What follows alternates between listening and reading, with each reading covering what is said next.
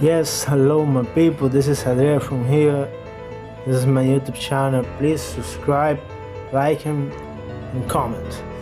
Right there, the first one thing that I'm doing is just setting the board line. You know, this is the first line that you have to set. And after, when you mark the line, I'm marking it just on one side first. After, when you mark the line, what you have to do later is to take off the bolts.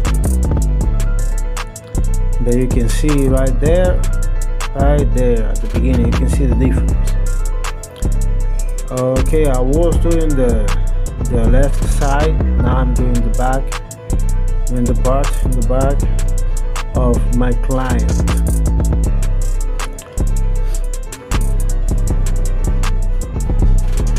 There you see, that's what I'm doing. The first one thing that you have to do in the beginning is that, to set the borderline.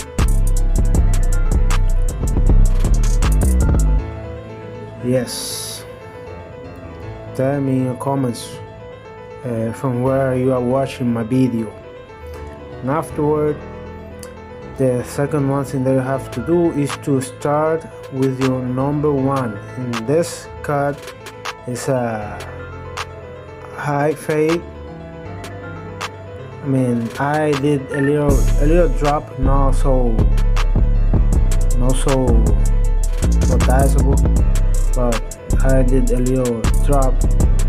The first one thing that you have to do is to use your number one, but open,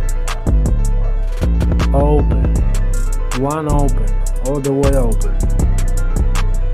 And afterward, when you do that, what you have to do to try to erase the bottom line, you are going to use the number one, but fading down. Yes, because this kind of fade, so you don't have to, so you don't raise it up so much. You have to fade downward. And after, always remember to have a shaver that I'm using my Kame. Always, finish that part. The part in the board, part. That's what you are going to do. There, you see me pointing to the areas that I'm working with the shaver. Right there, because if you have a shaver, if you don't have a shaver, try to get one. Here in the Dominican Republic, that kind of shavers are cheap. If you buy it at a Chinese store, are really cheap. Less than $20. And after, remember that the first one we did was using the number one open, after close it, like fading down. And afterward, so you don't leave it so you don't leave so much hair at the top. You have to start like fading, but from the bottom part up, from down to the top. So this is the way I do it. I was doing it with the lever open with my clipper Kame. That's the best clipper that I have right now. And afterward, right now you can see me there trying to erase the bottom line with the clipper without guard, but all the way close. Yes, you see me there working, trying to finish it. And after, what you see me doing there is like, when you see that if you use the lever open and after you close it and you see that it is making line, you can open it a little bit or open it all the way and start like the fade again.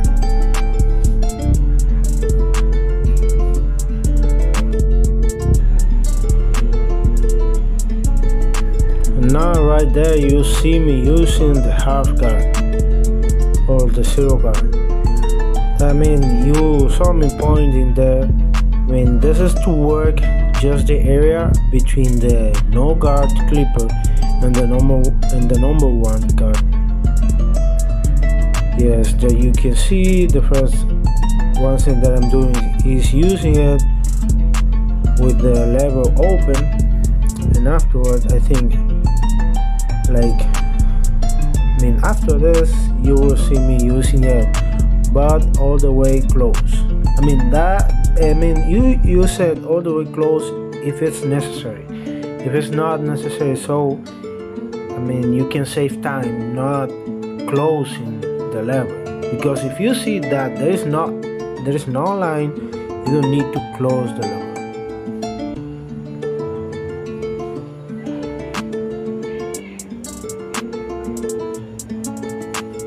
Right there, I'm using the lever close. Just to give some details. This client comes to my barbershop like each 7 days or each 6 days. I think that the last cut I did to him was like 7 days ago. This cut was 7 days ago from the time I uploaded to my YouTube channel. Right there, you can see me, because here sometimes you can use the steps that you know, and still you can see like some lines that are making between guards, and there you have to use the clipper all the way open without guard. And afterward, sometimes also there are some areas with which you work. That you worked with the trimmer before, and you saw that there are still like some lines. You can use the trimmer again and try to erase it, but just using the corners. Right there, what I'm doing now is doing the line, like the edges of the cut. Yes, if you see something there, it is not a filter, it is the normal light. It is not so the normal light, but it is the light that I have, because the cap that I use to protect me from the sunlight, it is red for the reason you see there. It is not a filter, it is normal. So also there you can see that what I'm doing there is stretching the skin of my client. Always remember to stretch the skin of your client so you don't cut it, because you don't want one of your customers get out of your barber shop and say, no, that barber doesn't know how to get my edges. I don't like that, because he's always cutting me. So be careful with it. And even if it happens, because that can happen to anybody, if it happens, always say sorry. Say sorry to your client. So in that way you can make sure the customer can see that you are recognizing your mistakes.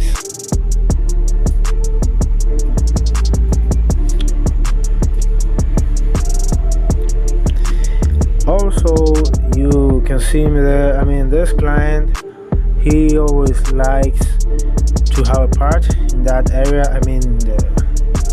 The right side of his head.